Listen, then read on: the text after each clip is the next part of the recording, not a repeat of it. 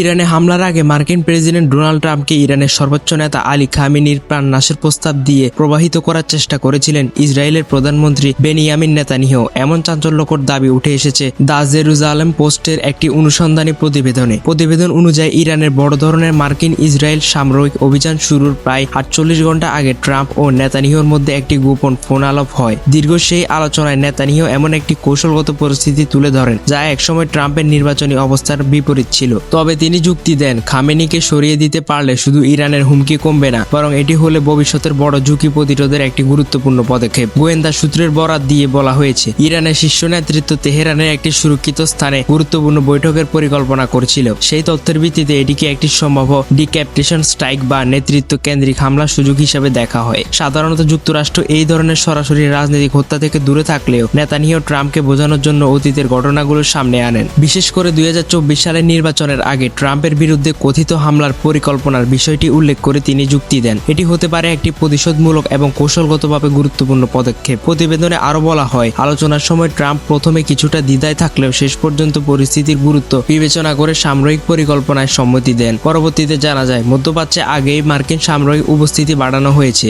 আবহাওয়াজনিত কারণে অভিযান কিছুটা বিলম্বিত হলেও শেষ পর্যন্ত ফেব্রুয়ারির শেষ দিকে অনুমোদন দেওয়া হয়। এই অভিযানের মূল লক্ষ্য ছিল ইরানের সামরিক ও পারমাণবিক সক্ষমতাকে দুর্বল করে দেওয়া। নেতানিয়াহু ট্রাম্পকে আশ্বস্ত করেছিলেন, খামেনিকে সরানো গেলে ইরানের ভেতরে রাজনৈতিক পরিবর্তনের সম্ভাবনা তৈরি হতে পারে। দীর্ঘদিনের শাসন ব্যবস্থা বড় ধরনের ধাক্কা লাগতে পারে। এতে মধ্যপ্রাচ্যের ক্ষমতা ভারসাম্য বদলে যেতে পারে বলে ধারণা করা হয়। তবে বিষয়টি নিয়ে প্রকাশ্যে নেতানিয়াহু এসব দাবিকে অস্বীকার করেছেন। তার বক্তব্য, ট্রাম্পের মতো নেতাকে কেউ প্রভাবিত করতে পারে না এবং সব সিদ্ধান্তই তিনি নিজে নেন। কিন্তু বিভিন্ন বিশ্লেষক ও সূত্রের তথ্য ইঙ্গিত দেয়, এই ঘটনার পেছনে জটিল কূটনীতিক ও সামরিক হিসাব নিকাশ কাজ করছে।